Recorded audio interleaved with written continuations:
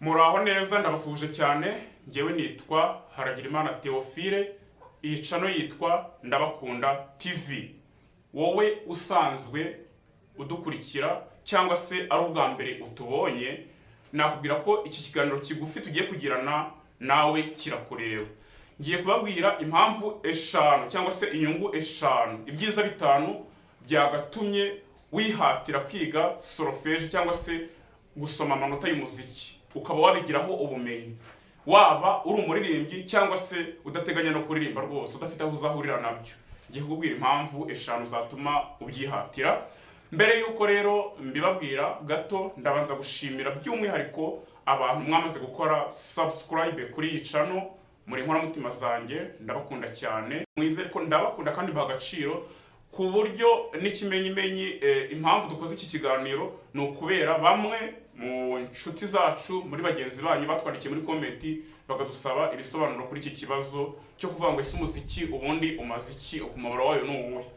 Ndagira ngo mubwire ko rero izo mpamvu eshanu mbere yuko nzibabwira, buriya kwiga umuziki ntabwo bisaba ngo ube uri umuririmbyi cyangwa se ube wumva hari aho ufite uhurira nabyo, kuko buriya abantu biga umuziki bagabanyije mu byiciro bibiri. Icya mbere ni icyaho nari mvuze, baba baririmbyi basanzwe baririmba mu makorari se cyangwa se mu matorero atandukanye, cyangwa se unaririmba n'indirimbo zisanzwe. Kumenya umuziki ni byiza, kumenya solfège, kwisomera indirimbo.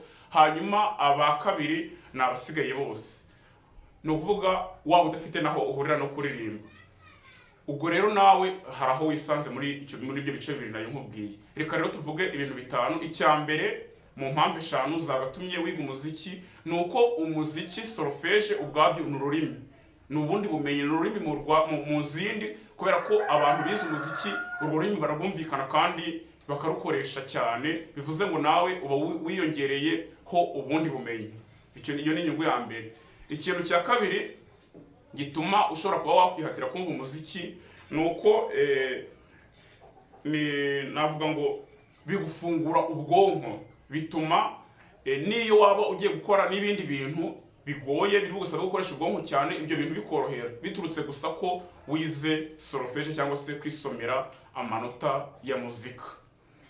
Impamvu ya gatatu, gusoma amanota cyangwa se kwiga solfège cyangwa se kumenya muzika biguha umutuzo, bitanga umutuzo kandi bigatuma wiyumva neza, birinda stress kandi n'umuhangayiko.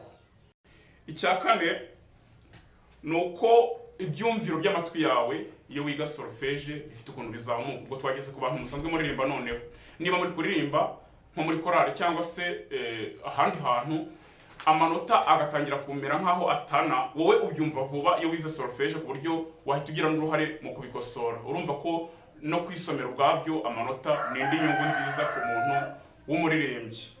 Hanyuma icya gatanu ni uko kwiga solfège biguha ububasha bukomeye mu bijyanye no gusabana n'abandi. Buriya hari ukuntu umuntu wize solfège cyangwa se umuntu wiga amanota y'umuziki, kuriya kuntu ugenda bira bintu birimo ibanga rigufungura umutwe, ku buryo ibintu bijyanye n'imibanire n'ubusabane n'abandi ari ibintu bikorohera cyane. Ubwo mvuze ibintu bitanu nibyo mpisemo, ariko ibintu byiza by'umuziki ni byinshi cyane nk'uko abahanga babivuga byanditswe. Ahubwo navuga ngo reka nze wenda simvuze ku bijyanye n'ubushobozi bw'amafaranga, uburyo bishobora kukubyarira amafaranga. Abantu baba muri korali mwe murahisemo byumva cyane, nk'amakorali abatifitiye abarimu bisaba ko mubishyira ngo baze kubigisha. Ubwo mwe murabyumva cyane ibyo mvuze. Hanyuma ariko n'abandi namwe mwabyumva, umuziki ubyara n'amafaranga.